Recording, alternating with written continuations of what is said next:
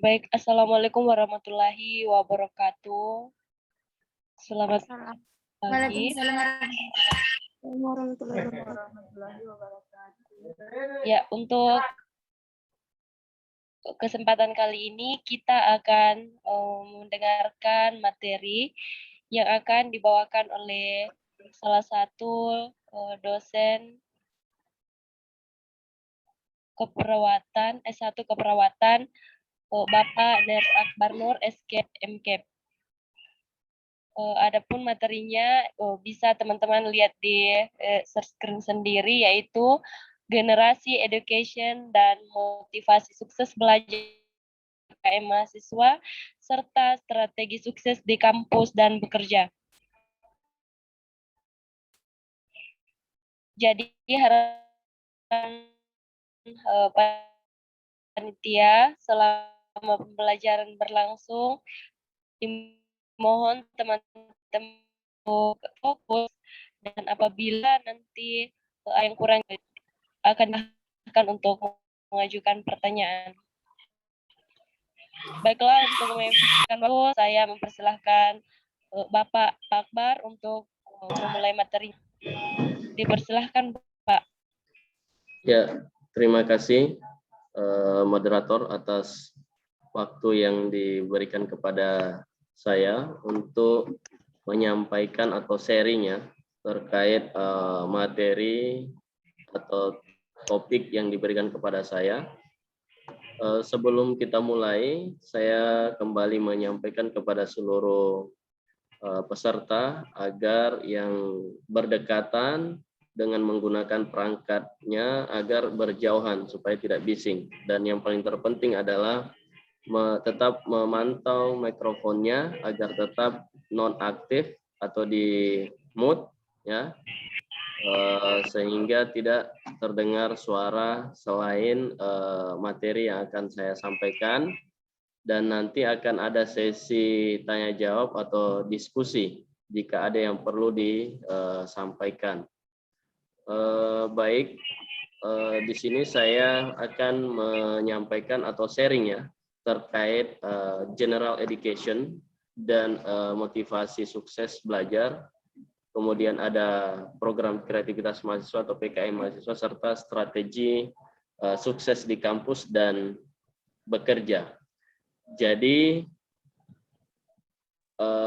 materi ini itu mulai dari mengajarkan terkait masalah persiapan pendidikan secara umum, dan kemudian motivasi sukses belajar, kemudian bagaimana strategi sukses di kampus, PKN, dan tentunya bagaimana caranya supaya setelah menyelesaikan studi dapat diterima di lapangan kerja. Nah, ini harapan yang paling kita harapkan ya. Semoga seluruh mahasiswa atau alumni Sedikit Sandini Persada Mamuju setelah selesai menempuh studi di masing-masing program studinya itu bisa langsung tetap diserap di lapangan kerja atau dapat bersaing ya, dapat bersaing di dunia kerja.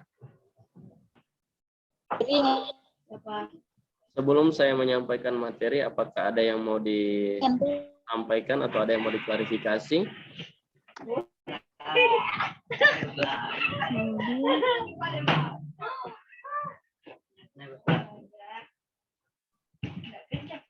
Ya, jadi kalau tidak ada, saya mohon izin untuk melanjutkan paparan saya. Pertama-tama saya akan memperkenalkan diri dulu ya, walaupun mungkin sudah ada beberapa mahasiswa yang kenal dengan saya, namun di awal penyampaian materi, alangkah baiknya ketika kita memperkenalkan diri terlebih dahulu.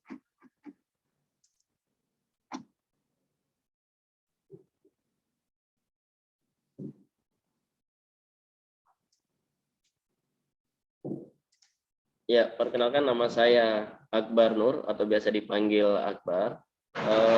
Saya lahir di Jeneponto ya. Jadi kalau ada orang dari Jeneponto peserta di sini berarti kita satu kampung ya. Saya lahir tanggal 13 Juli tahun 90.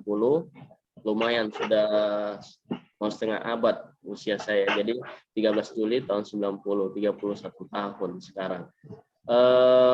Jika ada yang mau ditanyakan atau ada yang mau di-sharingkan, nanti bisa melalui email atau dengan nomor HP saya sekaligus nomor WhatsApp saya. Alamat saya untuk di Mamuju, saya beralamatkan di BTN Gria Permata Korongana. Kemudian alamat kedua saya itu di Desa Pontanakayan. Jadi asli saya dari kecil ya menuntut pendidikan di SD SMP itu saya di Desa Pontanakayan, tepatnya di Mamuju Tengah ya. Jadi kalau ada peserta dari Mamuju Tengah berarti kita satu kampung. Yang sekarang dikenal Mateng, kalau dulu masih Mamuju ya. Kemudian saya menempuh pendidikan SMA di SMA Negeri 2 Mamuju dan selesai pada tahun 2008. Jadi kalau ada yang alumni dari SMA 2 berarti kita sama-sama dari SMA Negeri 2 Mamuju ya. Kemudian saya melanjutkan studi S1. Saya S1 keperawatan di Stikes Andini Persada Mamuju. Jadi saya menempuh studi di Stikes Andini Persada Mamuju pada tahun 2008. Jadi ternyata kampus Stikes ini sudah lumayan lama juga ya. Karena saya angkatan tahun 2008 untuk S1 keperawatan. Kemudian untuk profesi, karena kita ketahui bahwa untuk S1 keperawatan baik itu bidan maupun farmasi nantinya itu semuanya akan ada sekolah atau profesinya ya, atau studi untuk melanjutkan ke jenjang profesi. Nah, saya melanjutkan profesi nurse itu di UIN Alauddin Makassar ya. Dan setelah selesai profesi nurse, saya berkesempatan untuk melanjutkan studi di Universitas Airlangga Surabaya dengan mengambil konsentrasi S2 saya keperawatan medikal bedah. Dengan satu kesyukuran, saya melanjutkan studi dengan menggunakan beasiswa. Jadi kalau ada peserta yang saat ini sedang berjuang untuk melanjutkan studi dengan menggunakan beasiswa KIP kuliah, kalau saya dulu menggunakan beasiswa LPDP yang kemarin adik-adik semua atau peserta semua sempat mengikuti sosialisasi beasiswa LPDP ya. Oke, kita lanjutkan.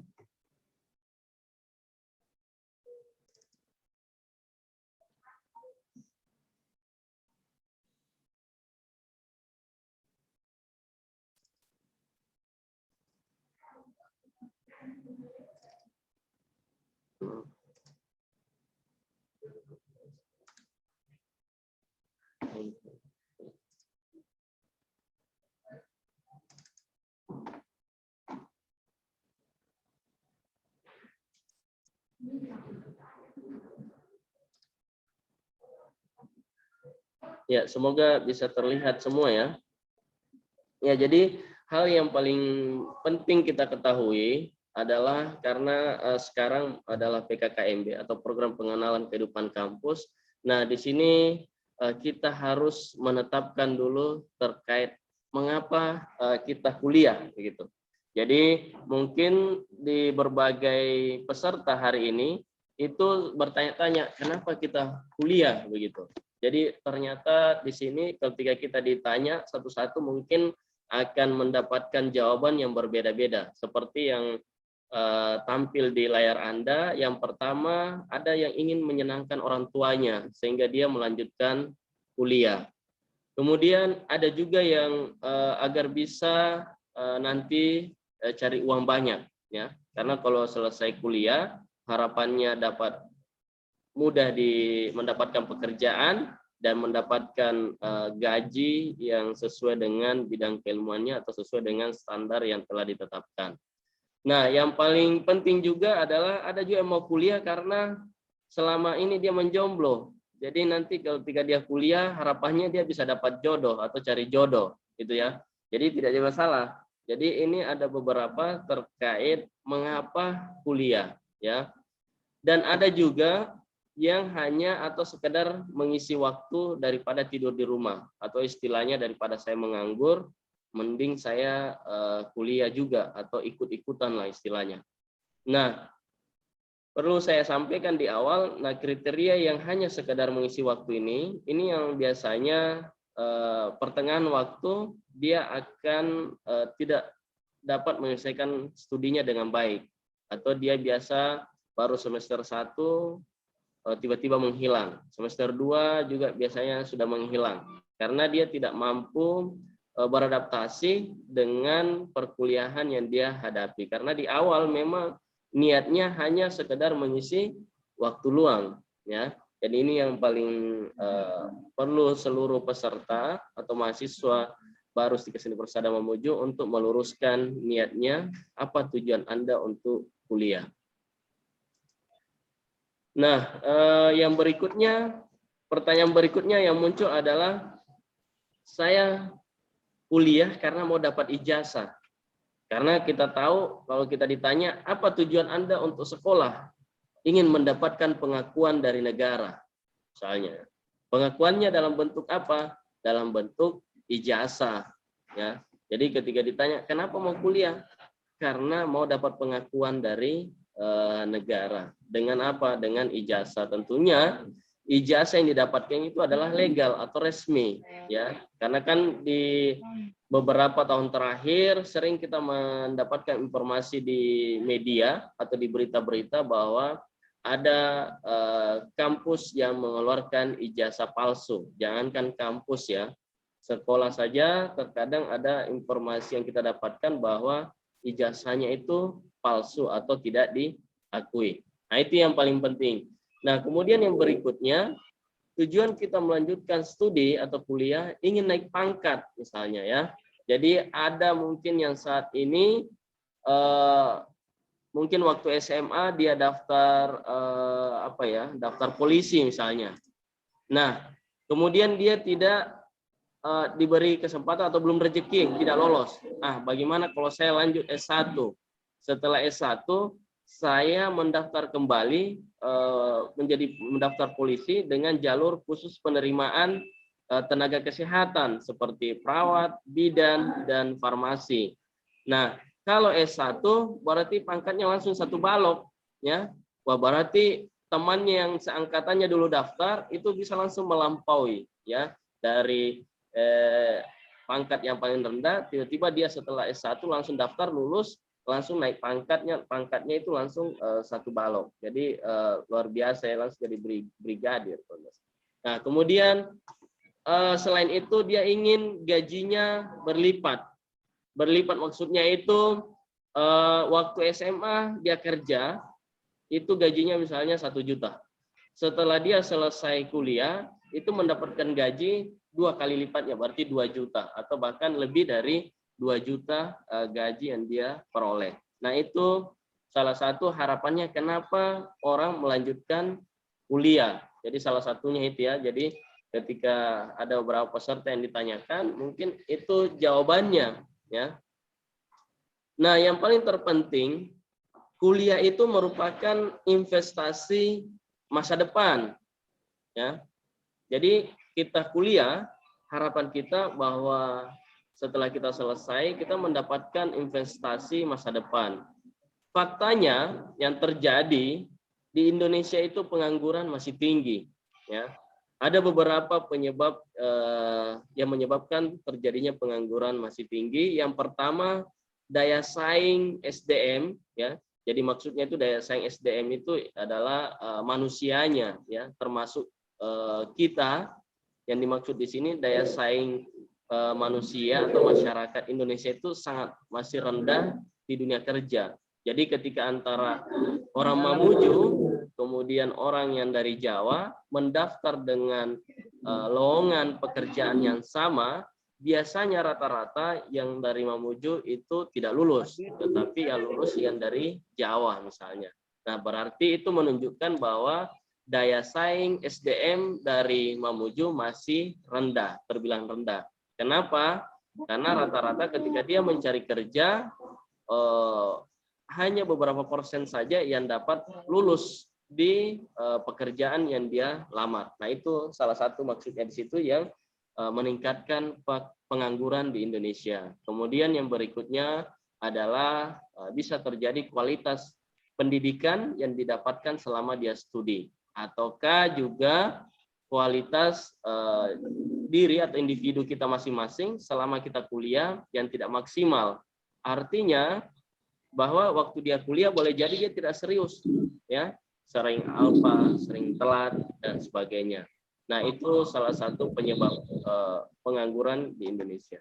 Kemudian berikutnya adalah keluhan umum tentang lulusan perguruan tinggi. Jadi ada yang terlalu teoritis. Kalau tidak sesuai dengan teori, dia tidak mau, ya. Jadi dia rata-rata biasanya orang teoritis ini memang dia percaya diri, ya. Jadi tingkat kepercayaannya itu, percaya dirinya itu tinggi dia, karena dia menganggap bahwa saya ini semua yang saya ungkapkan, semua yang saya bicarakan itu berbasis teori. Menurut si A, menurut si B, menurut si C mengatakan bahwa kebutuhan dasar manusia itu adalah bla bla bla dan sebagainya. Nah, itu berbicara tentang teoritis. Jadi biasanya orang terlalu kaku di sini, ya. Jadi terkadang beberapa tempat pekerjaan itu tidak cocok dengan orang-orang yang misalnya terlalu teoritis. Ada beberapa, ya. Jadi biasanya yang dipentingkan karena biasanya ada beberapa pekerjaan yang membutuhkan fleksibilitinya yang diharapkan di sana. Jadi dia tidak terlalu kaku dalam membuat suatu kebijakan, peraturan, ataupun metode-metode pembelajaran yang digunakan. Contoh mungkin ya yang bisa kita sampaikan hari ini. Hari ini kita PKKMB. Secara buku panduan bahwa kita menyampaikan secara Zoom dan masing-masing peserta harus mengakses, berarti setiap peserta harus punya satu perangkat atau handphone maupun laptop, tidak boleh melebihi dari satu orang. Namun nyatanya setelah kita melakukan pra PKKMB ada masukan-masukan bagaimana kalau misalnya satu perangkat saya 2 orang, saya 3 orang, maka kita memberikan kebijaksanaan. Nah, itulah yang maksudnya peraturan yang flexibility atau fleksibilitas dalam berjalannya kegiatan ini. Kemudian berikutnya adalah yang sering menjadi masalah adalah kemampuan komunikasi yang kurang baik, ya. Nah, salah satu contoh sudah terlihat hari ini pada saat kita melakukan PKKMB, ada beberapa peserta yang ketika berlangsung kegiatan atau lagi pada saat sudah ada di dalam room Zoom itu masih berdiskusi, dan ada contoh kecil ya, mohon maaf. Tadi ada yang mengatakan misalnya saya mau BAB, ya. Nah, itu yang sangat-sangat tidak diharapkan. Nah, itu salah satu komunikasi yang kurang baik, ya. Jadi harapan kita untuk mahasiswa Stikes Andini Persada Mamuju itu memiliki kemampuan komunikasi yang baik, ya. Jadi baik itu berbicara dengan orang yang lebih tua dari dia, baik itu dia berada di ruangan forum ataupun di tempat-tempat tertentu, dia mampu menempatkan dirinya dan mampu melakukan komunikasi yang baik, ya. Jadi itu harapan kita ke depannya. Jadi mahasiswa Stikes Andini itu dapat menjadi role model atau contoh bagi mahasiswa-mahasiswa lain, begitu. Jadi nanti harapan kita bahwa mahasiswa Stikes Andini itu ada ciri khasnya yang sangat mencolok, begitu, yang sangat terlihat. Salah satunya adalah komunikasinya. Jadi mahasiswa Stikes Andini Persada itu orangnya ramah, baik, sopan, menghargai yang lebih tua dan sebagainya. Nah, itu harapan kita bersama, semoga dengan kegiatan PKKMB ini itu dapat mengubah, salah satunya adalah etika dan kemampuan komunikasi dan lain sebagainya, ya.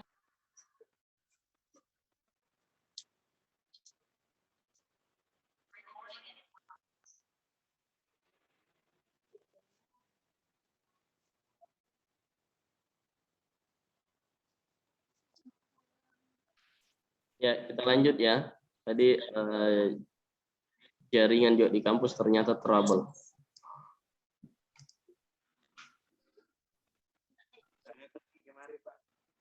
Oke, kita lanjutkan. Jadi di sini ada beberapa terkait masalah investasi masa depan yang paling bagus juga kita miliki, yaitu winning karakteristik. Jadi ketika kita mampu memiliki karakteristik ini, ya diantaranya adalah komunikatif, ya. Komunikatif itu artinya dia komunikasinya bagus, ramah dan sebagainya. Jadi ini adalah merupakan bagian dari soft skill. Soft skill itu adalah di luar dari bidang keilmuannya. Jadi kita adalah seorang perawat, contoh ya, kita adalah seorang perawat, tidak hanya melakukan menegakkan asuhan keperawatan kepada pasien, tetapi ada beberapa sikap atau perilaku yang kita miliki. Salah satunya adalah komunikatif. Jadi begitu dia ketemu dengan pasiennya, langsung dia ramah. Selamat pagi, bagaimana kabarnya hari ini Bu? Apakah sudah minum obat? Apakah sudah sarapan? Dan sebagainya. Nah itu yang paling penting. Karena sering kita temukan di lapangan ketika kita mungkin selama ini ya, masih terdapat di pelayanan ketika kita pergi ke rumah sakit, berobat, itu terkadang kita tidak mendapatkan informasi yang jelas atau disambut dengan baik, mungkin diarahkan dan sebagainya. Itu masih sering kita temukan di pelayanan yang seperti itu. Nah, kedepannya harapannya itu adalah mahasiswa atau generasi-generasi penerus nanti, yaitu adalah mahasiswa dini, ketika nanti ketemu dengan seniornya mungkin di lapangan atau begitu dia melayani pasien di rumah sakit langsung dia sambut. Nah itu yang diharapkan di sini, kemampuannya yang paling bagus.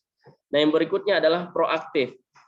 Nah orang yang proaktif juga di sini itu sangat perlu dibutuhkan. Jadi dia mampu melihat suatu peluang atau situasi dan kondisi. Namun ketika dia mengambil begitu tindakan, dia tidak langsung mengambil tindakan, dia cepat memikirkan bagaimana resiko-resiko yang ditimbulkannya, ya. Jadi tetap dia sudah langsung mempertimbangkan apakah ketika saya melakukan ini baik untuk orang banyak atau tidak menimbulkan kerugian orang banyak. Nah, itu salah satunya. Kemudian berikutnya adalah kooperatif, ya. Jadi kita mampu kooperatif, mampu merespon kondisi ketika hari ini misalnya kita melakukan PKKMB, dari awal kita sudah memberikan panduan,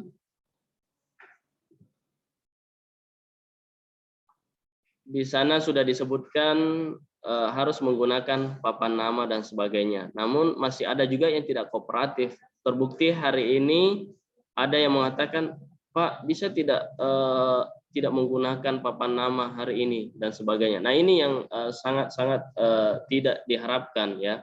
Jadi harapannya kalian nanti ketika menjadi mahasiswa Stika Sandi Persada Mamuju diharapkan lebih kooperatif.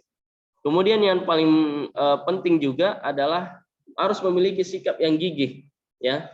Jadi tidak mudah putus asa, tidak mudah menerima begitu saja, tetapi diharapkan di situ dia mampu memperjuangkan untuk bisa mencapai ke titik yang diharapkan ya.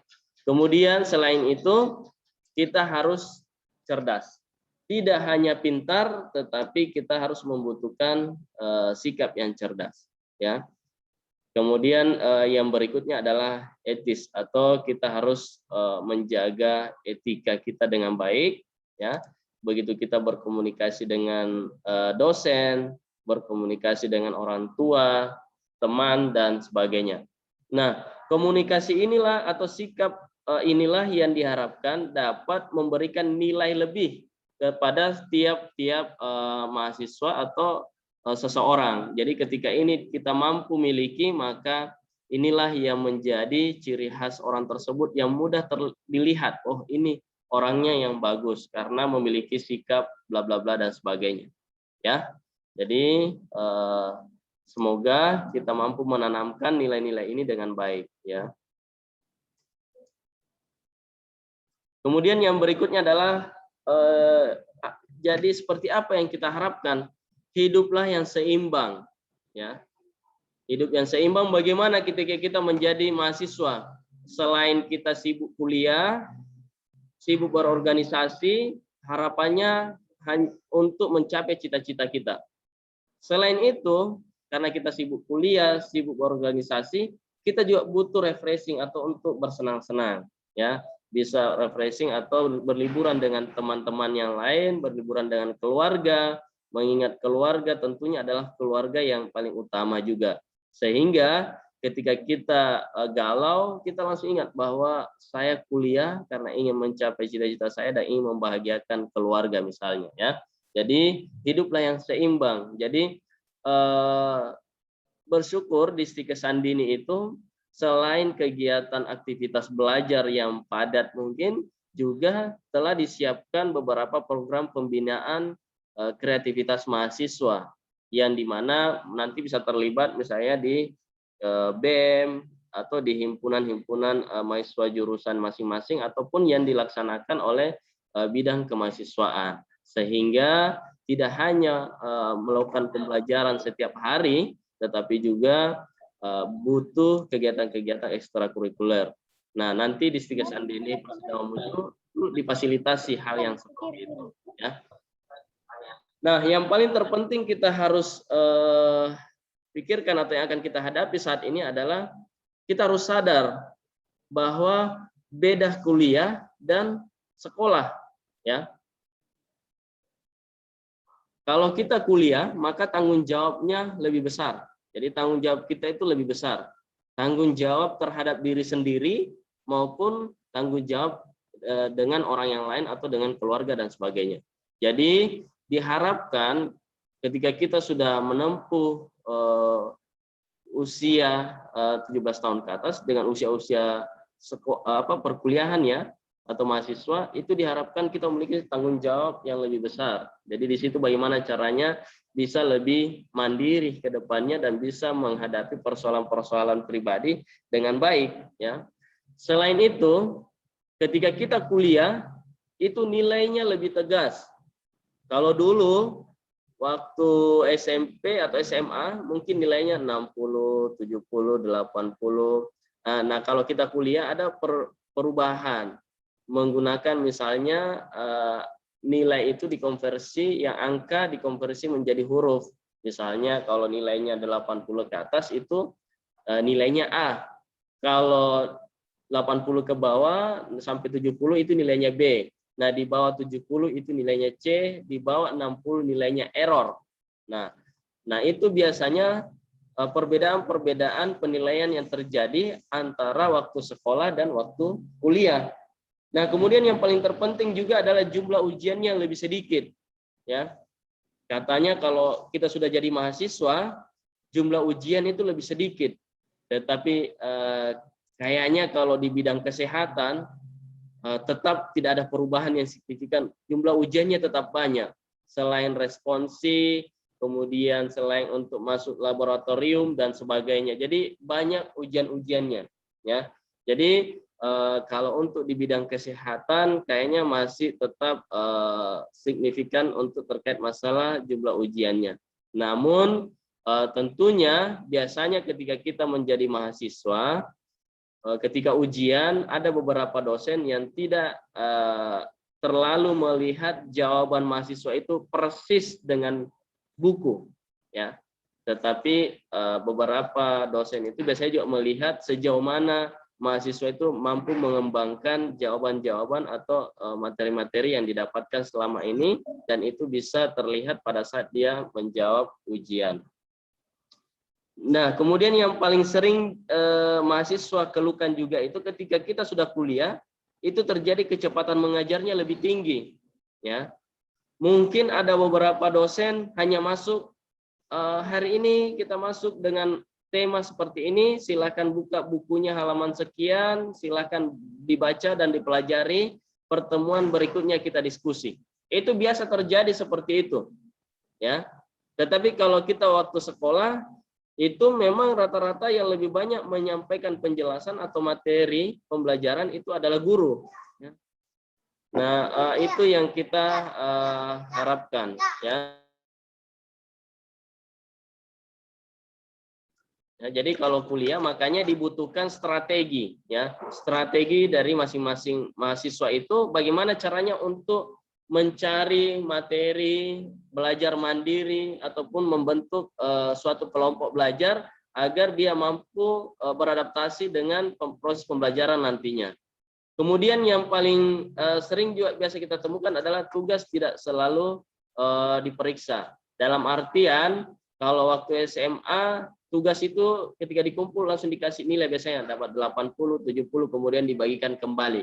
Biasanya kalau di perkuliahan, tugas itu setelah diperiksa biasanya dosennya simpan atau langsung diinput nilainya, ya, tanpa diberitahukan secara terperinci ke mahasiswa. Nanti setelah direkap nilainya baru disampaikan, oh nilaimu ada yang kurang nih, dan sebagainya, bla bla dan sebagainya. Ya, biasanya seperti itu yang terjadi ketika nanti adik-adik nanti sudah melanjutkan studi atau pada saat sudah kuliah. Nah, untuk menghidupkan atau untuk menghadapi hal-hal yang seperti itu, kita harus menumbuhkan motivasi agar bisa mencapai cita-cita yang kita harapkan. Ya, ada hal yang paling sering terjadi adalah musuh utama, ya. Musuh utama itu yang sering terjadi adalah malas.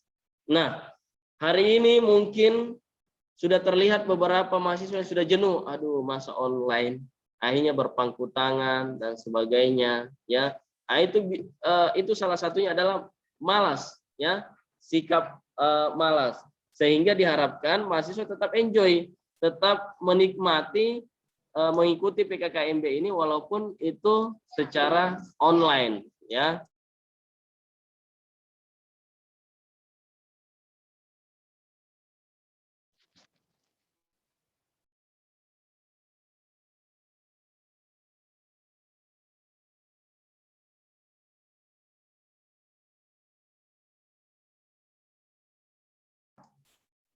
Ya, jadi itu ya. Jadi harapannya tetap semangat walaupun itu kita daring, ya. Semoga nanti panitia menyiapkan waktu untuk bisa berkegiatan bersama sehingga bisa mengobati kejenuhan-kejenuhan yang selama ini mungkin online, ya. Nah, yang paling penting yang menyebabkan orang malas selalu punya alasan untuk menunda, ya. Jadi kalau orang yang malas setiap diajak, bagaimana besok kegiatan begini, tunggu dulu, nanti bisa tidak hari A atau hari B dan seterusnya, ya. Kemudian apalagi yang paling konkret contohnya, sudah ditetapkan bahwa setiap jurusan memiliki papan nama peserta yang berbeda-beda warnanya. Ada yang menunda-nunda, nanti sampai Pak Kadimamuju deh, malam deh, atau sore.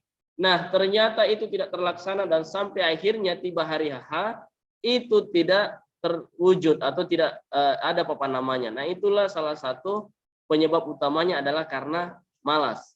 Kemudian yang berikutnya adalah mendahulukan hal-hal yang kurang penting, ya. Mendahulukan hal yang kurang penting. Nanti malam masih lama waktunya. Kita pergi saya dulu jalan-jalan dan sebagainya. Nah, ini salah satu ciri-ciri orang yang malas, ya. Jadi bisa dilihat kira-kira peserta hari ini kira-kira dia berada di kriteria mana, ya.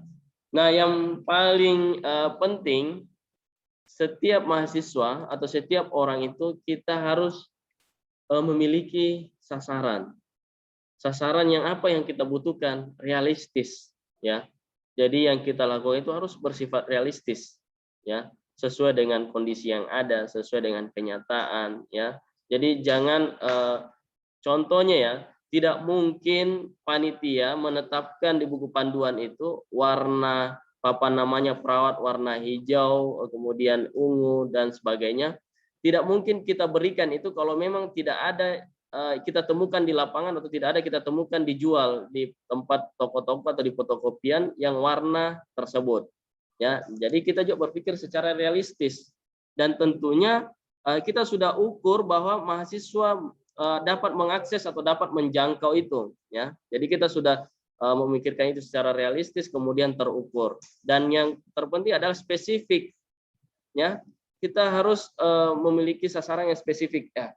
Saya mau mengambil jurusan farmasi karena saya mau menjadi seorang apoteker yang ahli di bidang bla bla bla dan sebagainya.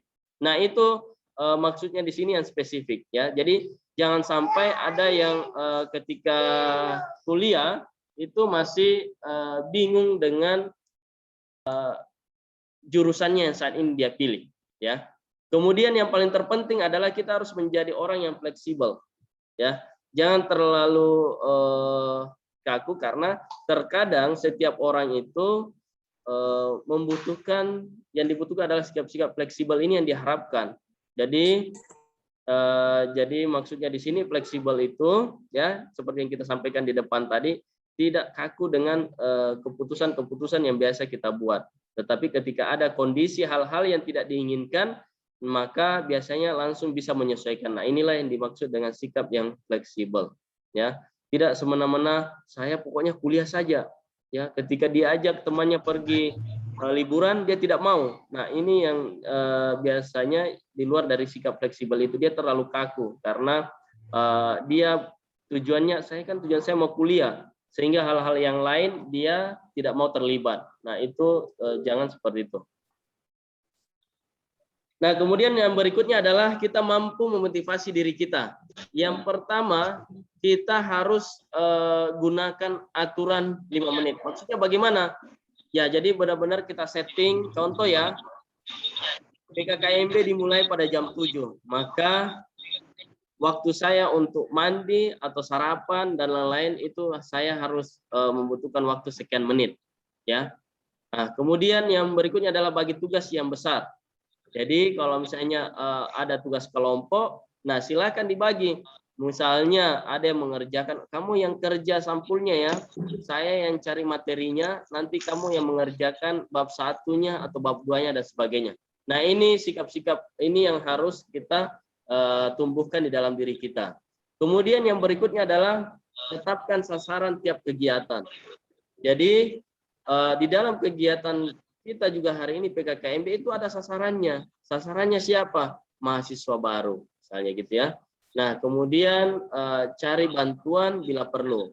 Jadi kalau misalnya ada sesuatu yang tidak diketahui atau tidak bisa dilakukan dengan secara individu atau dilakukan dengan secara mandiri, maka minta bantuan. Itulah gunanya kita manusia sebagai makhluk sosial. Jadi tidak bisa berbuat apa-apa kalau kita hanya melakukan secara sendiri. Jadi biasanya terkadang ada sesuatu hal yang memang harus membutuhkan bantuan orang lain ataupun sahabat atau teman kita.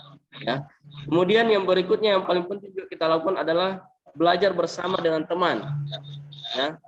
Jadi ini yang paling penting, kita ngumpul dengan teman, tetapi dengan tetap tidak keluar dari ranah pembelajaran kita. Ya. Jadi mungkin sudah ada beberapa orang yang beberapa hari ini dia berkelompok dengan berdiskusi bagaimana persiapan PKKMB-nya, bagaimana dengan name tag-nya dan sebagainya. Ya. Nah, selain itu terkadang ada hal yang sering kita lupakan. Kita lupa memberi hadiah pada diri kita sendiri. Ya. Bagaimana caranya memberi hadiah pada diri sendiri? Contohnya begini ya, ketika beberapa hari ini kita mengikuti PKKMB sampai hari Selasa dan itu kita bisa selesai mengikutinya dengan baik, maka kita harus memberi hadiah pada diri sendiri. Seperti apa? Pergi liburan, nonton film bersama, ya, pergi jalan dengan teman-temannya dan sebagainya. Nah, itu salah satunya adalah memberi hadiah pada diri sendiri. Jadi kita butuh rileks, merefleks dan sebagainya. Nah, ini terkadang yang sering dilupakan oleh seseorang, ya. Jadi ketika dia melakukan aktivitas yang begitu padat, terkadang dia lupa untuk melakukan hadiah kepada dirinya sendiri, ya. Kalau ada yang hobi misalnya makan es krim, ya harapannya setelah kegiatan ini kita beli es krim deh, kita makan sama-sama dan sebagainya. Nah, ini salah satu contoh kecil yang bisa kita lakukan. Nah, kemudian yang berikutnya adalah bila tetap malas juga, kira-kira apa yang harus kita lakukan? Kita evaluasi target kita yang pertama, ya. Jadi target kita adalah kita harus bisa menyelesaikan seluruh persyaratan PKKMB. Kita evaluasi, oh ternyata masih ada yang kurang, ya. Nah, yang berikutnya adalah jangan menghindar dari tanggung jawab. Ya, jadi kita harus tetap melakukan tanggung jawab. Kita harus melakukan atau mengerjakan pekerjaan yang telah diamanahi kepada kita. Ya. Kemudian berikutnya adalah kita harus membuat skala prioritas. Maksudnya bagaimana skala prioritasnya? Hari ini mungkin ada yang ada kegiatan lain, ya. Namun ada juga kegiatan PKKMB. Nah, kira-kira mana prioritas yang pertama yang kita harus lakukan? Oh, kalau saya melakukan ini, otomatis saya tidak ikut PKKMB, ngikut lagi tahun depan dan sebagainya. Akhirnya kamu mampu melakukan skala prioritas itu dengan baik. Oh, saya harus ikuti PKKMB dulu, setelah itu baru saya ikuti kegiatan bla bla bla dan sebagainya. Dan tentunya dengan skala prioritas ini harapan kita harus mampu berpegang teguh kepada jadwal yang telah kita terima atau jadwal yang telah kita buat sendiri, ya. Nah, kemudian yang paling terpenting ada yang merasa salah jurusan. Nah, ini juga sering terjadi di kalangan mahasiswa baru ya, sering merasa salah jurusan. Salah satunya bagaimana? Dulu waktu SMA dia mengambil jurusan teknik informatika. Kemudian ketika dia kuliah, dia mengambil jurusan keperawatan misalnya, ataupun kebidanan, ataupun farmasi. Nah, hari ini skill-skill seperti itu sangat dibutuhkan di dalam bidang kesehatan, di mana sekarang sudah program pendidikan kita sudah mengacu atau menganut yang namanya kampus merdeka, merdeka belajar. Ya, jadi kita bisa mengembangkan diri kita dengan mengikuti beberapa mata kuliah yang mungkin tidak sesuai dengan jurusan kita misalnya. Nah, salah satunya tadi kembali dia jurusan informatika tetapi dia mengambil jurusan S1 keperawatan. Tidak usah khawatir. Di bidang keperawatan saat ini itu sudah ada peminatannya atau spesialisnya di bidang nursing informatik. Ya. Jadi ada khusus jurusan keperawatan yang mempelajari terkait masalah nursing informatik itu atau keperawatan sistem informatika. Ya, karena setelah kita ketahui bahwa perkembangan teknologi ke depannya yang selama ini mungkin di pelayanan kita lakukan tindakan pelaporannya ataupun dokumentasinya dilakukan dengan mencatat secara manual, namun ke depannya semua kita operasikan langsung kita input di dalam komputer. Begitupun juga dengan farmasi. Yang selama ini mungkin peresepan masih manual, ke depannya boleh jadi mungkin dilakukan sistem peresepan digital. Jadi tinggal aplikasi, begitu dia dokter mengklik resep yang dibutuhkan, itu langsung terhubung pesannya masuk ke bagian apoteker atau asisten apoteker. Itu harapan ke depannya sehingga jangan pernah ada yang merasa salah jurusan. Dan yang paling terpenting adalah jadikan bidang studi kita itu sebagai batu loncatan, ya, karena yakin dan percaya tidak semua yang mengambil jurusan farmasi atau kebidanan maupun keperawatan setelah selesai pure murni dia bekerja di bidang keperawatan ataupun di kebidanan. Terkadang dia jurusan keperawatan tetapi begitu dia selesai dia malah bekerja di industri misalnya kelapa sawit, ya, industri kelapa sawit, dia bekerja di sana. Dia mengatakan, "Oh, tidak cocok jurusanmu. Kamu jurusan keperawatan harusnya melayani pasien, malah kamu bekerja di industri." Ya, nah, bukan tidak cocok, ya, tetapi memang itulah sudah ditakdirkan kita untuk melalui jalur itu. Jadi kita harus melalui jalur itu. Setelah itu kita sampai finish dan bekerja, maka itulah jalannya kita. Ya, jadi jangan lagi ada yang merasa bahwa ada yang salah jurusan. Ya, contohnya hari ini ya, saya lah contohnya. Saya jurusan keperawatan. Yang selama ini mungkin di mindsetnya mahasiswa baru bahwa ketika kita mengambil jurusan keperawatan harusnya bekerja di rumah sakit atau di klinik. Tapi kenapa kita bisa berada di pendidikan? Ya, ternyata bahwa di keperawatan itu juga tersedia yang namanya bidang pendidikan untuk menjadi dosen. Jadi mungkin ada yang selama ini cita-citanya menjadi guru, ya silahkan dikembangkan. Selamat menjadi mahasiswa, silahkan kembangkan itu agar setelah selesai studi itu bisa tetap alurnya menjadi guru, tetapi dengan menjadi dosen. Ya, tetapi fungsinya dan perannya itu sama-sama menjadi seorang pendidik. Ya, jadi tidak seperti itu yang kita gambarkan, kita bayangkan bahwa ketika kita mengambil jurusan kesehatan, kita selalu bekerja di rumah sakit, di klinik, dan sebagainya. Tetapi bisa menjadi pendidik, seorang pendidik dalam hal ini adalah menjadi dosen, ataupun menjadi tenaga pendidik atau staf di bidang pendidikan. Seperti itu ya. Nah, kemudian perlu kita ketahui juga bahwa jurusan kita itu bukan sebagai penentu masa depan kita.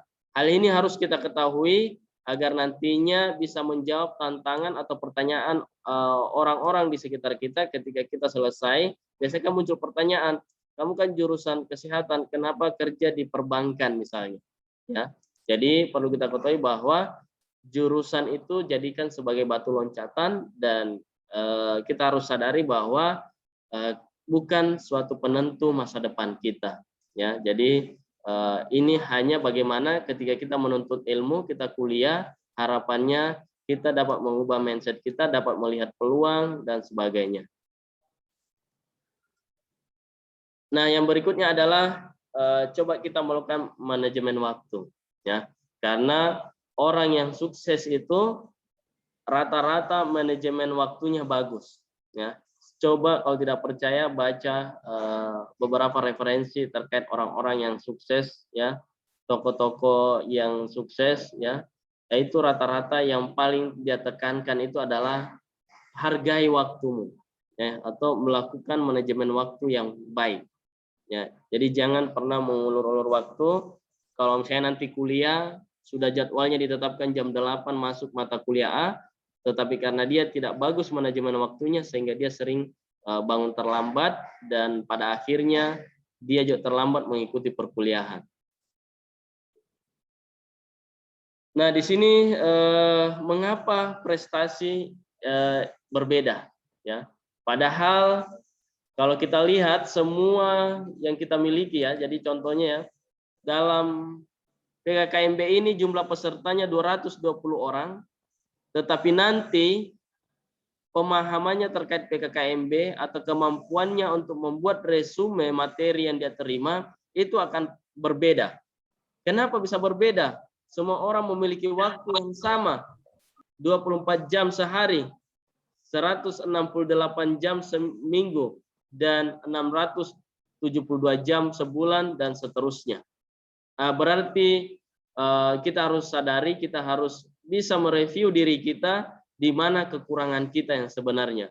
Salah satu yang mungkin tidak serius dalam menyimak materi, mungkin dia tidak menyenangi materi yang disampaikan dan sebagainya. Jadi bagaimana caranya kita harus berusaha tetap menikmati apa yang kita lakukan, maka biasanya itu bisa membuat pemahaman kita menjadi lebih baik, ya. Dan merasa tidak terbebani ketika kita melakukan pekerjaan itu dengan tetap membawa happy, ya. Nah, yang paling sering juga terjadi ketika kita melakukan hal ini, coba kita lihat di tabel ini, ya. Jadi terkadang kita bisa melihat ini penting tidak, mendesak tidak, atau tidak mendesak ataukah tidak penting, ya. Kalau terkadang ada orang, ya, ketika dia disampaikan sifatnya mendesak, dia tunda. Ya. Terkadang sifatnya penting, dia juga suka menunda, ya. Karena kita ketahui kebanyakan orang itu kalau nanti dia bisa berpikir keluar idenya semua ketika waktunya sudah mepet, ya. Jadi di sini yang kita harus mampu melakukan kriteria diri kita kira-kira bagaimana, ya. Jadi kita mampu menjadwalkan, memanage waktu kita dengan baik. Kalau tidak mendesak, kita mampu menentukan prioritas. Ini kan belum terlalu penting, jadi mungkin bisa dijadwalkan di lain waktu, atau seperti apa yang kita atur. Jadi seperti itu. Jadi di sini kita harus melihat kalau sesuatu itu memang penting, maka kita harus segera lakukan atau kita harus segera eksekusi. Jangan suka menunda-nunda, ya. Tetapi terkadang kita ketika ditawari sesuatu hal yang tidak penting langsung kita ACC. Oke, yes man, kita segera lakukan itu. Padahal itu tidak penting, ya. Padahal yang kita lakukan atau harus segera kita eksekusi adalah itu tadi, skala prioritas yang sudah kita lakukan atau yang sudah kita buat. Dan yang paling sering terjadi adalah cenderung pemalas. Nah, ini yang biasa kita temukan ketika kita berada di suatu kelompok, maka biasanya kita bisa menilai, oh teman saya ini begini dan sebagainya, ya. Jadi itulah yang harus kita mampu prioritaskan. Nah, apa yang paling terpenting adalah kalau perlu kita buat lembar checklist, ya. Atau biasanya ada mahasiswa itu dia rajin membuat roadmap, ya, roadmap atau langkah-langkah yang harus dia lakukan atau jadwal yang harus dia lakukan 1 kali 24 jam setiap harinya. Mungkin jam sekian, jam 7 saya setelah makan malam saya harus belajar. Jam sekian saya harus nonton, jam sekian saya harus pergi olahraga, jam sekian saya harus pergi jalan bersama dengan teman, dan pada hari libur saya harus mencuci dan sebagainya. Nah, itu yang harus kita lakukan. Kita harus mampu membuat skala-skala prioritas agar semua yang akan kita rencanakan atau apa yang kita rencanakan itu bisa terlaksana dengan baik, dengan memanage waktu itu dengan baik juga, ya. Nah, kemudian yang berikutnya adalah ada strategi menyusun jadwal. Jadi kita yang pertama buat dulu daftar kegiatan kita, ya. Jadi kalau hari ini sudah ada yang mulai membuat hari sekian saya mengikuti PKKMB sampai hari sekian. Setelah itu ada jadwal untuk kegiatan kegiatan outdoor untuk kegiatan PKKMB, kemudian ada pengisian KRS, tanggal sekian saya harus pergi cari kos-kosan dan sebagainya. Jadi kita harus buat daftar kegiatannya. Kemudian setelah itu kita buatlah skala prioritas, ya. Jangan sampai tujuan utamanya adalah Mamuju ini dia untuk kuliah.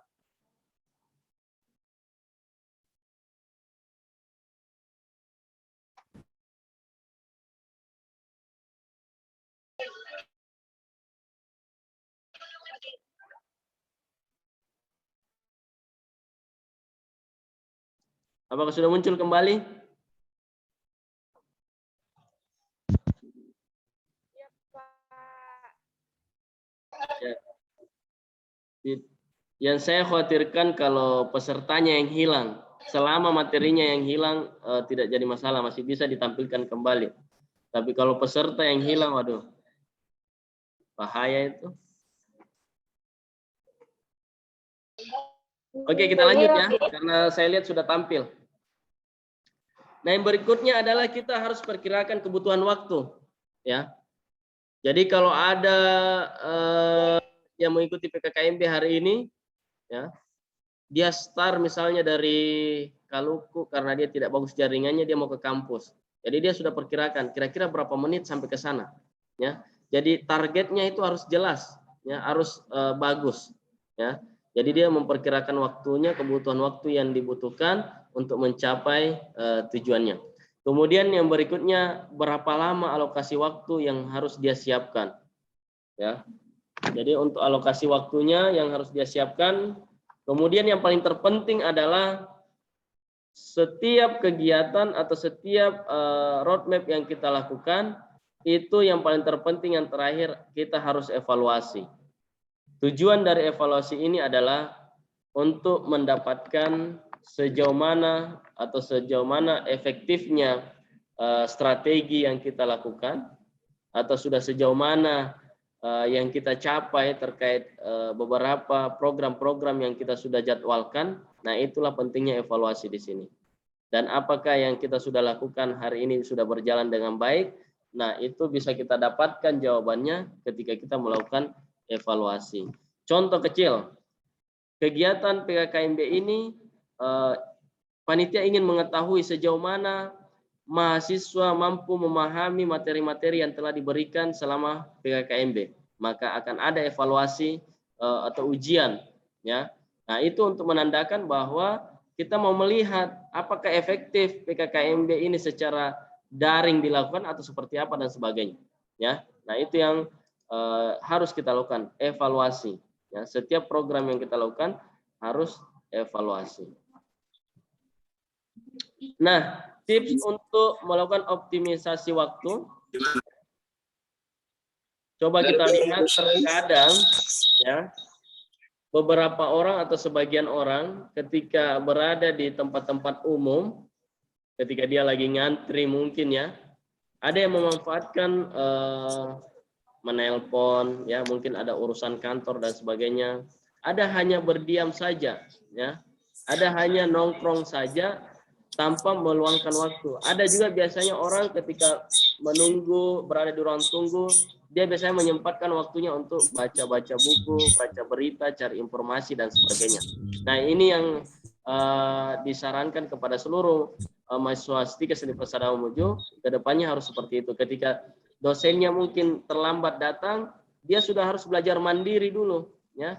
Dia diskusi terkait masalah topik atau mata kuliah yang akan masuk pada hari ini misalnya.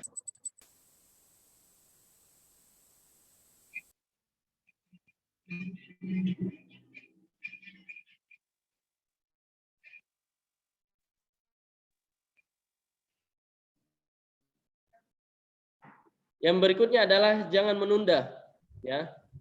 Jadi jangan menunda ketika itu memang sudah terjadwal, ya. Kemudian yang berikutnya adalah utamakan yang utama, ya. Jadi kita utamakan yang utama. Contoh kecil ya. Hari ini kita PKKMB.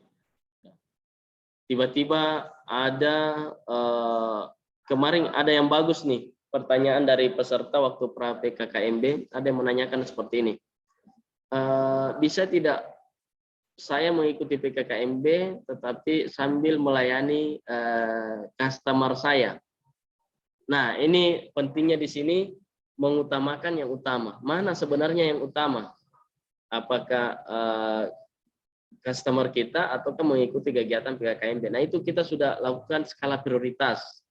Nah, untuk melakukan itu tentunya kita sudah melakukan pendelegasian pekerjaan atau melakukan kita mengamanahkan ke orang lain atau ke teman kita untuk gantian, ya. Nah, disitulah pentingnya kita mengatur strategi waktu, strategi pekerjaan, bagaimana caranya memanage agar kita bisa mengikuti PKKMB dengan baik.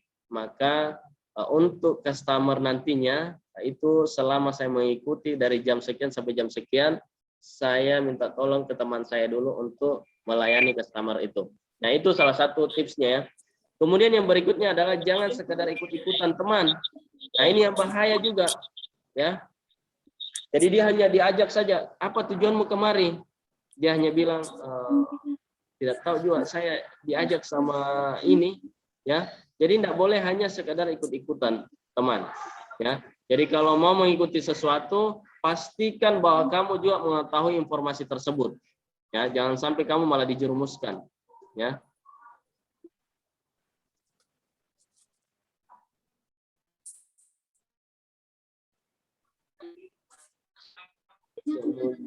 Kemudian yang berikutnya adalah kita harus mampu mengenali cara belajar kita. Nah, ini yang paling penting ya. Jadi sudah ada beberapa poin tadi, tips sukses terkait masalah memanage waktu, kemudian persiapan bagaimana caranya untuk belajar atau kuliah dan sebagainya. Sekarang kita masuk untuk mengenal cara belajar. Nah, setiap orang memiliki metode atau cara belajar yang berbeda-beda. Salah satunya untuk menerima informasi seseorang itu berbeda-beda. Ada yang suka cepat mengerti, cepat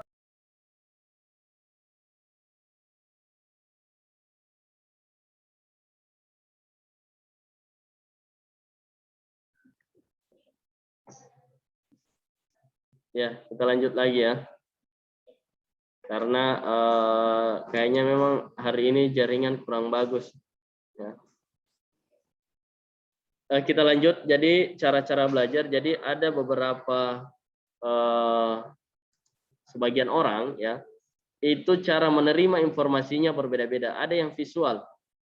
Visual begini maksudnya begini. Jadi hari ini ada orang bicara, ada orangnya di situ nongol, itulah yang dimaksud visual. Jadi langsung dia lihat ya, dia mudah dia pahami.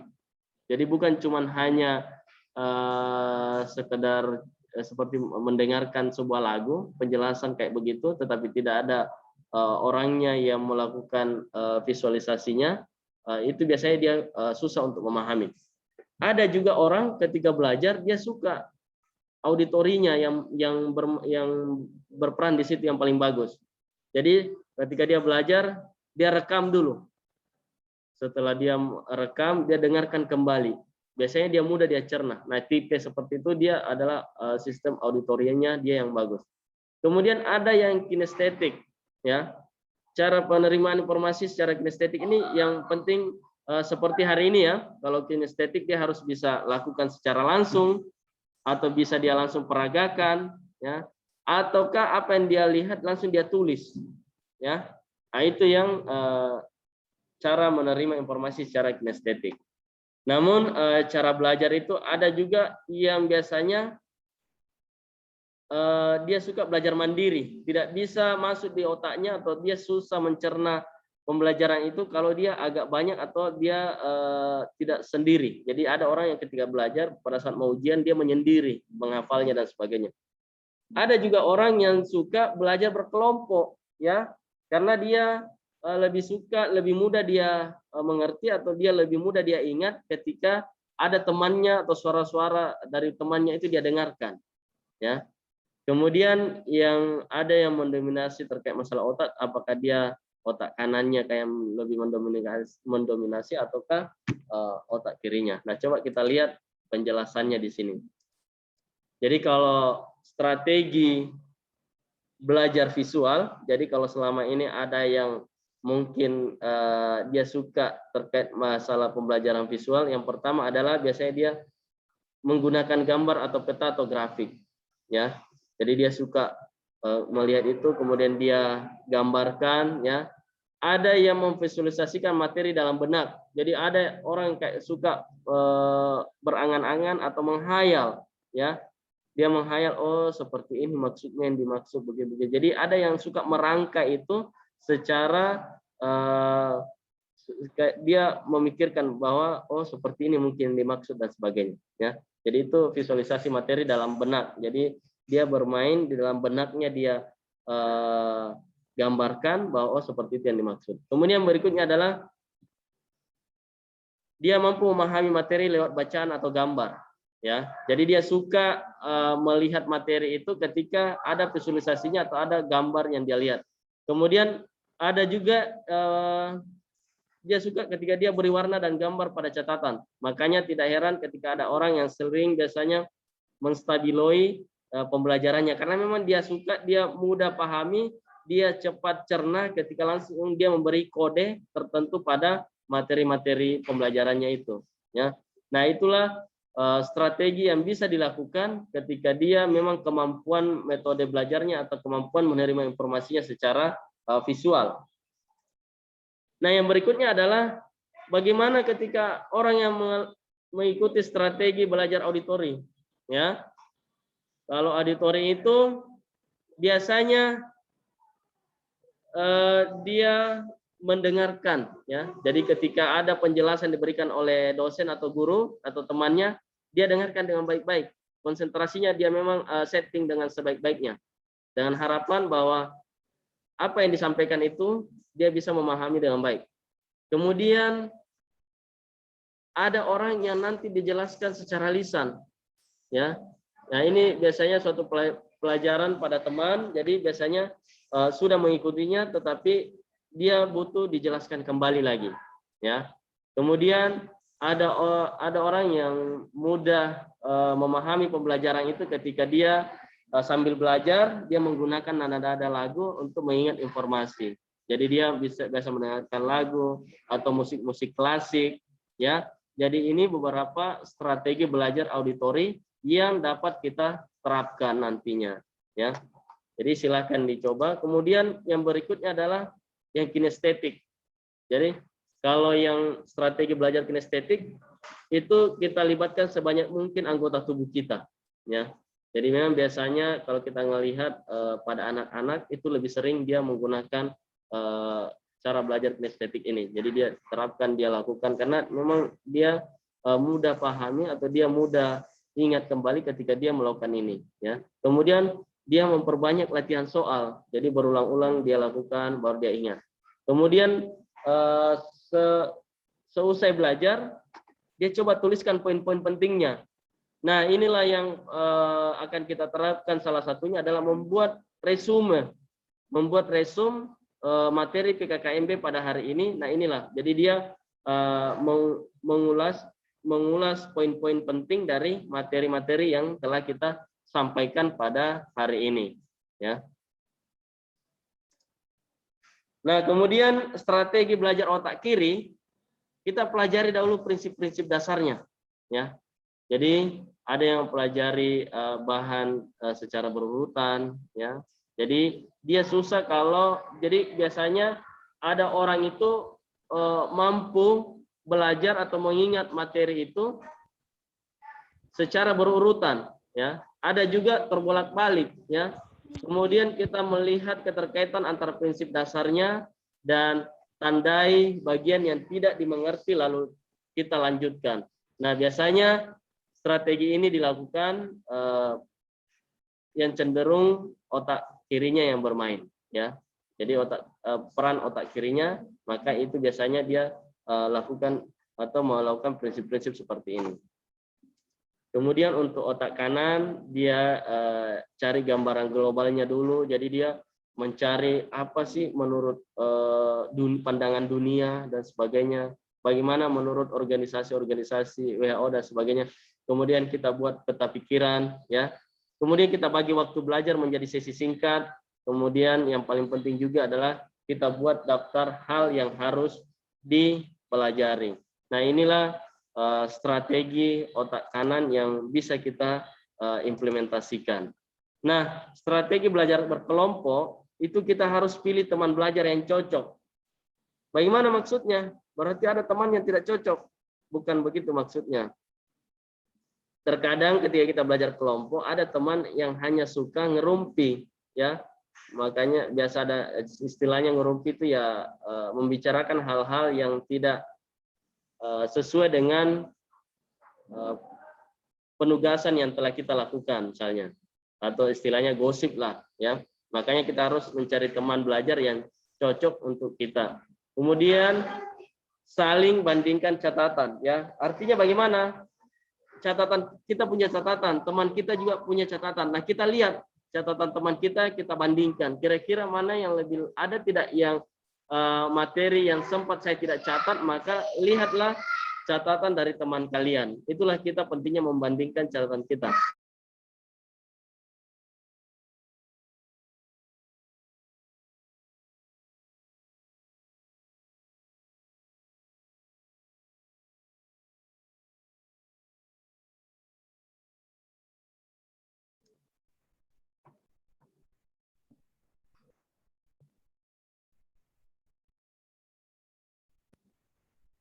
Ya, kita lanjut. Silakan yang mungkin pada saat menyimak materi haus bisa minum, ya. Yang penting jangan meninggalkan. Jadi siapkan memang air minumnya di sampingnya. Jadi begitu haus mau minum silakan minum, ya. Yang penting jangan baring atau jangan tidur. Kemudian kita lanjut, kita harus tanya jalan pengerjaan, bukan sekedar jawaban. Jadi biasanya ketika ada mahasiswa seperti ini yang bagus, ya. Jadi dia kritis, dia tidak hanya menerima kenapa jawabannya seperti itu. Jadi dia menanyakan kenapa bisa seperti itu, ya.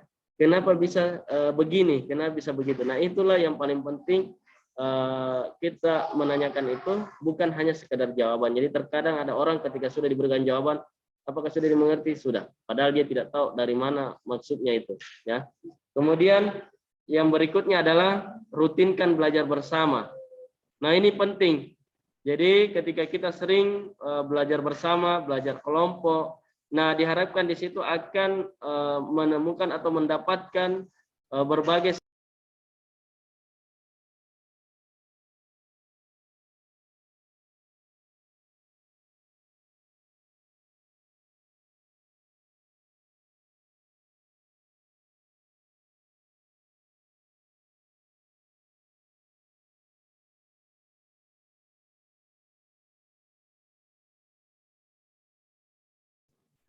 Ya, untuk strategi belajar mandiri, yang pertama biasanya kita harus memperbanyak literatur dan latihan soal yang digunakan. Jadi kalau orang yang suka belajar mandiri biasanya suka mengoleksi buku, mencari referensi di perpustakaan, kemudian dia pelajari ketika di rumah.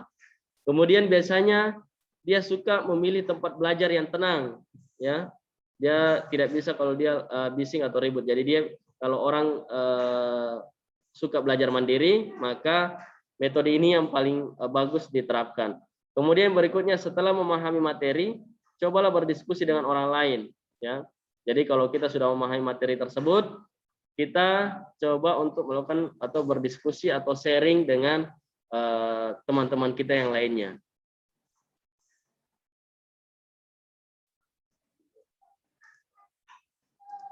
Kemudian jangan membaca di tempat tidur. Nah ini biasa yang terjadi, ya. Ketika dia baca sambil baca, ternyata dia yang dibaca, ya. Jadi tujuannya dia membaca sambil baring-baring, tidak lama dia mengantuk. Akhirnya apa yang terjadi? Belajar sambil tidur. Akhirnya yang terjadi adalah bukan dia yang membaca, tetapi dia yang dibaca oleh bukunya, ya. Jadi ini merupakan kebiasaan yang sebenarnya tidak bagus untuk diterapkan, ya. Kemudian yang bisa menyimak dan membuat catatan kuliah, yang paling pertama adalah yang bisa terjadi di dalam kelas adalah sering mengantuk, ya. Jadi orang yang seperti ini ketika dia datang kuliah belum apa-apa langsung mengantuk. Karena yang dia tunggu itu cuma hanya absensi yang dia tunggu. Kalau sudah mau mengisi absen ini, aman nih. Yang penting kan hadir nih. Jadi ini yang seperti ini dampaknya adalah kuliah hanya sekedar mengisi absensi. Dan itu memang betul. Terkadang ada mahasiswa yang seperti itu memang. Ya. Kemudian strategi menyimak aktif. Yang pertama, menjaga kontak mata. Maksudnya jaga kontak mata bagaimana? Ya kita harus tetap fokus memperhatikan materi yang telah disampaikan. Yang berikutnya adalah aktif di kelas. Ketika ada yang tidak dimengerti, ada sesi diskusi, langsung dia bertanya, ya. Kemudian berikutnya adalah kita harus selektif dalam mencatat. Selektif dalam mencatat maksudnya di sini kita catat saja yang paling penting menurut kita, ya. Garis-garis besarnya dari materi-materi yang disampaikan. Karena itu adalah perbedaan antara siswa dengan mahasiswa. Kalau kita dulu waktu SMA itu kita mencatat terus semuanya dengan lengkap. Tetapi begitu kita menjadi seorang mahasiswa, ketika menyampaikan materi, dosen menyampaikan materinya, biasanya kita hanya mencatat hal-hal yang menurut kita yang paling penting saja. Kemudian kita harus singkirkan ketidaksukaan pribadi, ya. Nah, ini juga yang paling penting. Terkadang biasa ada mahasiswa, saya tidak suka kalau dosen si A atau si B yang masuk. Soalnya mungkin begini bla bla dan sebagainya. Saya tidak suka kalau saya satu kelompok dengan si A atau si B. Nah, ini hal yang sangat mengganggu ketika kita belajar. Jadi minta tolong nanti ke depannya ketika ada hal-hal yang seperti ini, kita harus menyingkirkan hal itu supaya apa yang kita pelajari itu bisa mudah kita pahami, ya. Kemudian yang paling terpenting adalah kita fokus, ya. Jadi kita fokus untuk mengikuti pembelajaran dengan baik agar apa yang telah disampaikan itu bisa kita implementasikan nantinya atau bisa kita terapkan dari teori-teori yang telah kita terima. Kemudian strategi mencatat, jadi ada kita catat yang perlu saja, Jadi ini ada beberapa contohnya. Ini yang tadi ya. Jadi kita hanya mind map-nya atau split text-nya saja seperti apa. Jadi kita hanya mencatat betul-betul yang paling penting. Jadi kalau hari ini Anda disuruh membuat resume, ya catat saja rangkuman-rangkuman atau sampaikan saja pokok-pokok bahasan materi yang telah disampaikan. Yang penting kita sudah mampu menjelaskannya secara luas seperti itu. Kemudian menurut penelitian, rata-rata manusia belajar itu 20% dari apa yang kita dengar. Ya. Jadi kita dapat menerima informasi itu 20% dari apa yang kita dengar, kemudian 30% dari apa yang kita baca, dan 40% dari apa yang kita lihat prosesnya. Jadi ini yang makanya biasanya kita ada namanya praktikum. Ya. Jadi terkadang ketika kita hanya teori saja, kita mengambang, ya kita hanya berpikir oh, seperti inikah, beginikah dan sebagainya.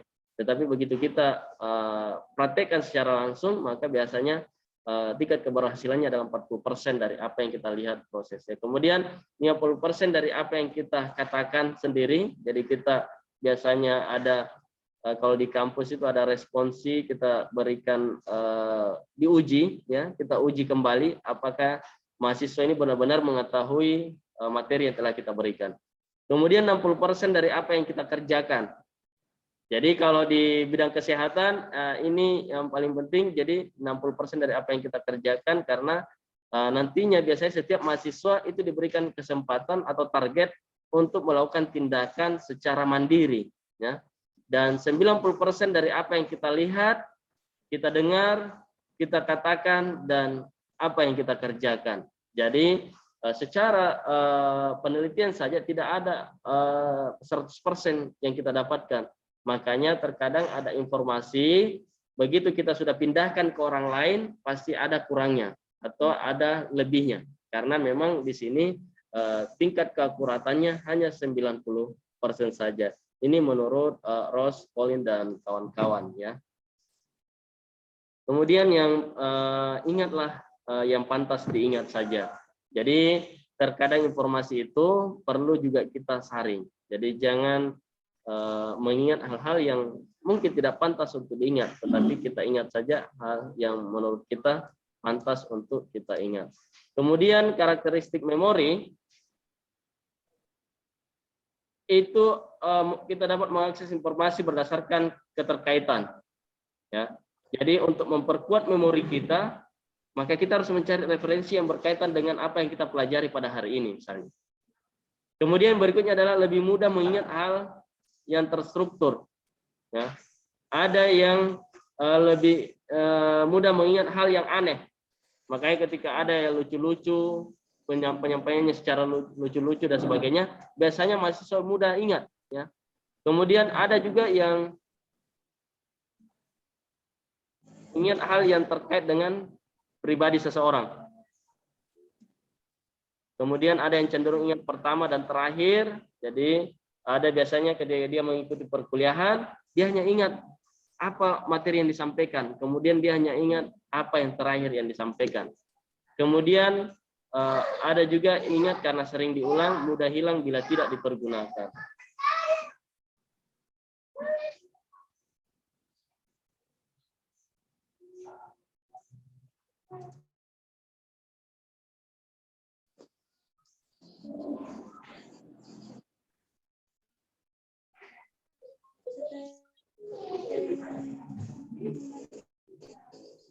Nah, kemudian tidur adalah saat otak mengorganisasikan kembali memori. Makanya sering kita alami, begitu kita mengikuti pembelajaran, oh kita paham betul, kita hafal, kita tahu. Begitu kita tidur, itu perlahan-lahan menghilang sekian persen apa yang kita ingat.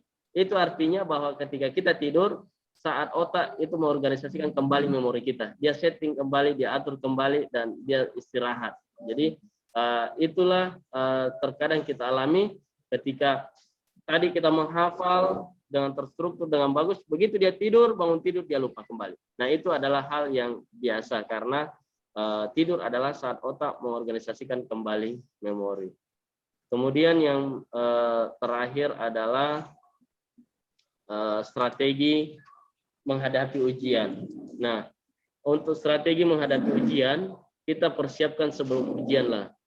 Sediakan waktu yang cukup untuk belajar dan tahu spesifikasi ujiannya seperti apakah dia esai ataukah dia pilihan ganda ataukah metode ujian lainnya. Kemudian yang paling terpenting adalah belajar kelompok juga yang paling bagus dan siapkan peralatannya. Jadi kalau ujian ya siapkan pulpennya dan sebagainya ya. Kemudian no chatting, artinya jangan membiasakan diri untuk menyontek ya. Jadi biasa kadang ada orang ditemukan karena suka menyontek, akhirnya tangannya penuh dengan tulisan kayak tato ya. Jadi tidak diperkenankan seperti itu. Nah, selain itu beberapa yang kita lakukan tadi, maka penting untuk melakukan manajemen stres ya. Karena ketika kita diberikan beban yang sangat berat, terkadang di sini kita harus mampu melakukan manajemen stres. Jadi manajemen stres di sini itu sangat bagus sekali yang kita harus terapkan ya. Jadi jangan sampai ketika kita dihadapkan dengan berbagai problematika, jadi ada mana tugas kuliah, mana tugas keluarga, mana kos-kosan belum dibayar, mana saya janji ini mau jemput dan sebagainya. Nah, itu terkadang bagaimana caranya supaya kita tidak stres. Makanya ada manajemen stresnya. Ya. Nah, yang tips menangani stres yang pertama adalah berbagi tanggung jawab. Bagaimana maksudnya berbagi tanggung jawab? Ketika mungkin nanti kuliah ada dipilih menjadi ketua tingkat atau kalau di SMA namanya ketua kelas, ya coba berbagi tanggung jawab karena ada yang menghubungi dosen, ada yang menyiapkan ruangan mungkin, ada yang menyiapkan absensinya. Jadi silakan diatur ya.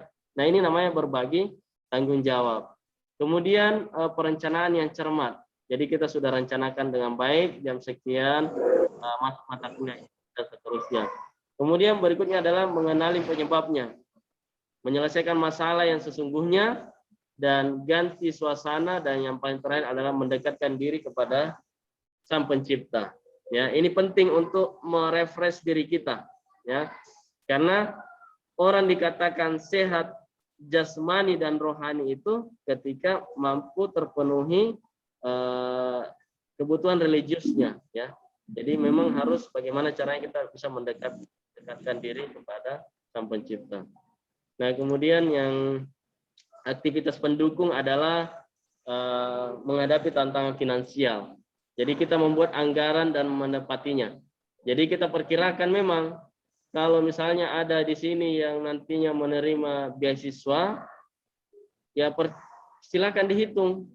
Kalau dalam satu semester saya mendapatkan uang saku atau beasiswa 4 juta misalnya, saya ngekos di luar sana, kos saya sebulan sekian, bayar listrik sekian, bayar ini sekian, biaya makan sekian dan sebagainya.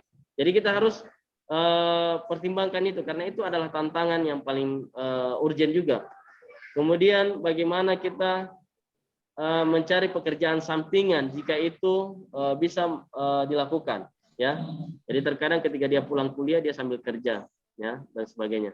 Dan ini mencari beasiswa, kalian sudah pada lakukan ini karena di awal-awal kita sudah melakukan seleksi beasiswa. Jadi kita mencari beasiswa untuk bagaimana caranya agar kita mampu menghadapi tantangan finansial.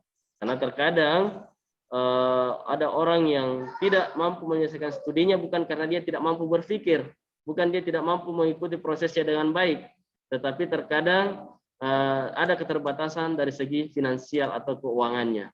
Ya. Kemudian yang berikutnya adalah kita harus memperluas wawasan.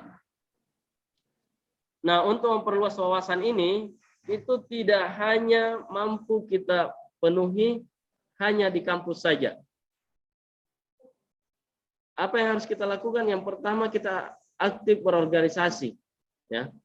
Kemudian kita harus aktif untuk mengikuti seminar. Ya. Jadi begitu ada seminar, ikutilah. Ya. Kemudian aktif mengikuti kegiatan pertukaran mahasiswa. Ya. Jadi apakah pertukaran mahasiswa di dalam negeri maupun ke luar negeri, ya. Kemudian harus bekerja sampingan atau magang. Bekerja sampingan atau magang itu contohnya ya, ada yang kuliah misalnya jurusan farmasi. Karena ada temannya yang bekerja di apotek, dia meluangkan.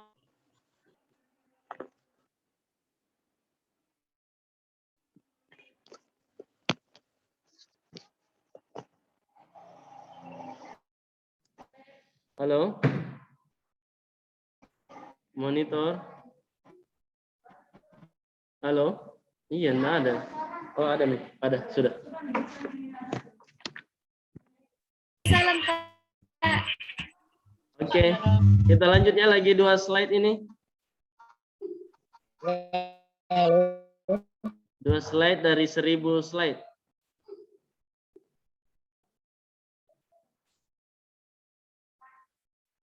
Halo? Ada deh.